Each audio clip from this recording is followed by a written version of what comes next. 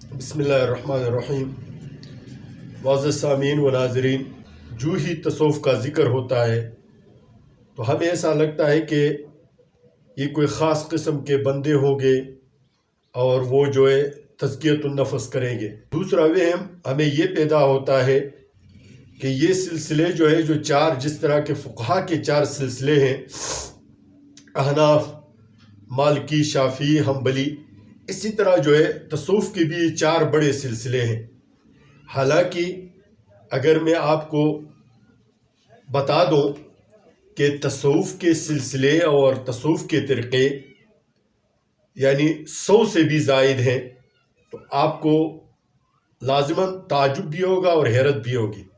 آج ہم یہ ویڈیو بنا رہے ہیں صرف اس لیے کہ آپ دیکھیں تصوف بالکل جو ایک قسم کا محاذی دین بن چکا ہے، کیونکہ نصوص سے تو اس کا طریقہ ذکر، طریقہ خلوت، طریقہ مجاہدت تو کوئی ہے نہیں، نصوص سے تو ثابت نہیں ہے۔ ظاہر ہے ہر بندے نے اپنا ایک طریقہ ایجاد کیا ہوا ہے۔ اس میں جو چار بڑے سلسلے ہیں وہ تو قادریہ ہے، چشتیہ ہے، نقشبندیہ اور سہروردیہ ہے، لیکن بے شمار ان کے سلسلے ہیں۔ کچھ میں آپ کو گن کر بتاتا ہوں جو بڑے بڑے اور دنیا میں مشہور سلسلے ہیں۔ 5ویں نمبر پر شاذلیہ، 6 نمبر پر رفاعیہ ہے، پھر تیجانیہ ہے، پھر مولویہ ہے، پھر خلوتیہ ہے، پھر مداریہ ہے، پھر چشتیہ صابریہ ہے، عثمانیہ ہے، سلسلہ بوقیہ ہے، ذہبیہ ہے، قبرویہ ہے، حلالیہ ہے، سنوسیہ ہے، یشرتیہ ہے اور قادریہ برکاتیہ ہے۔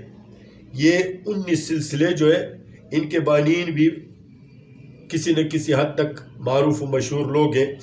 تو افریقہ میں جو مشہور سلسلے ہیں وہ تیجانیہ ہے، سنوسیہ ہے، شاذلیہ ہے۔ ترکی اور وسطی ایشیا میں جو زیادہ مشہور سلسلے ہیں وہ مولویہ ہے جو مولا روم کی طرف نسبت ہے، نقشبندیہ ہے اور خلوتیہ ہے۔ ہندوستان اور پاکستان اور بنگلہ دیش میں جو سلسلے زیادہ مشہور ہیں وہ قادریہ ہے، چشتیہ ہے، سہروردیہ ہے، مداریہ ہے، چشتیہ صابریہ ہے۔ مشرق وسطیٰ میں رفاعیہ ہے، شاذلیہ اور خلوتیہ اور ذہبیہ، یہ چار سلسلے وہاں پر زیادہ مشہور ہیں۔ اگر میں آپ کو گن کر صرف نام بتا دوں اور آپ انگلیوں پر گنتے رہیں تو ان کی تعداد کتنے بنتی ہے۔ ان کا طریقہ ذکر بھی الگ ہے، ان کا اپنے جو پیر ہوتا ہے، جو مرشد ہوتا ہے، اس کے بارے میں اعتقاد بھی مختلف ہے، اللہ کے حوالے سے ان کا اعتقاد مختلف ہے، ان کے طریقہ ذکر یعنی سب کچھ مختلف عقیدوں کے لوگ ہیں جو تصوف کے ساتھ اپنے آپ کو ملاتے ہیں اور اپنے آپ کو صوفی کہلاتے ہیں۔ تو قادریہ رضویہ ہے، چشتیہ نظامیہ ہے، نقشبندیہ مجددیہ ہے، یسویہ ہے، یاشیہ ہے، علویہ ہے، عیسویہ ہے، نقشبندیہ ہے، خالدیہ ہے، بیریہ ہے، قبرویہ، حیدریہ ہے، عشقیہ ہے، حمدانیہ ہے، سعادتیہ ہے، زینبیہ ہے، قلندریہ ہے، فردوسیہ ہے، سروری قادری ہے، ابو العلایہ ہے، زیدیہ ہے، حدادیہ ہے، گیلانیہ ہے، شورانیہ ہے، ساداتیہ ہے، معینیہ ہے، قادریہ، ناصریہ، جمالیہ، مکیہ، برہانیہ اور سلیمانیہ اور سکندریہ، اور مزید کچھ نام بھی ذہن میں رکھیں۔ فاضلیہ ہے، نقشبندیہ ہے، عثمانیہ، ناصریہ ہے، مشیشیہ ہے، جنیدیہ ہے، حلاجیہ ہے، بستامیہ ہے، عزیزیہ ہے، غوثیہ ہے، نوریہ ہے، قادریہ ہے، بخشیہ ہے، مظہریہ ہے، محبوبیہ ہے، یوسفیہ ہے، فریدیہ ہے، فاروقیہ ہے، قادریہ حسینیہ ہے، تیبیہ ہے، رومیہ ہے، بکتاشیہ ہے، حیدریہ ہے، اخوانیہ ہے، جعفریہ ہے، عارفیہ ہے، ملامتیہ ہے، عابدیہ ہے، برزنجیہ ہے، صابریہ، چشتیہ ہے، عینیہ ہے، عقیلیہ ہے۔ مزید بھی بہت سارے ہوں گے۔ یہ بالکل محاذی طور پر اسلام کے محاذی کام کرتے ہیں۔ اللہ رب العزت نے مجاہدے کا بھی طریقہ قرآن اور حدیث میں اللہ کے رسول نے بتایا، اور مجاہدہ کرنے کا اور ذکر کا بھی طریقہ بتایا ہے۔ اب چونکہ ان کے یہ طریقے، تصوف کے یہ طریقے نصوص سے ثابت نہیں ہے، اس لیے یہ اپنے اپنے طریقے پر لگے ہوئے ہیں۔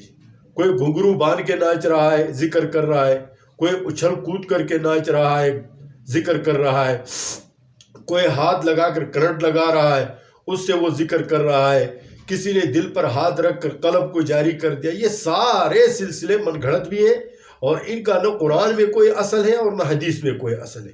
ہاں یہ بات ہے کہ انسان جس طریقے پر جس چیز کے لیے مجاہدہ کرتا ہے وہ اس کو حاصل کر کے رہتا ہے۔ اگر انسان مسلسل ایک چیز پر محنت کرتا رہے تو اس میں وہی صفات پیدا ہو جاتی ہے، اس میں تو کوئی شک نہیں ہے۔ یہ تو صرف ان کا اجمالی تعارف ہے۔ ہم انشاءاللہ اپنے ویڈیو میں ہر ایک جو تصوف کا جو سلسلہ ہے اس کا عقیدہ بھی بتائیں گے، اور ساتھ میں اس کا جو بانی ہے اس کے احوال بھی بتائیں گے، اور اس کا اپنا عقیدہ بھی بتائیں گے۔ آپ ہمارے ساتھ جڑے رہیے۔ اللہ رب العزت ہمیں اسلام کو سمجھ کر اس پر عمل کرنے کی توفیق عنایت فرمائے۔ السلام علیکم ورحمۃ اللہ وبرکاتہ۔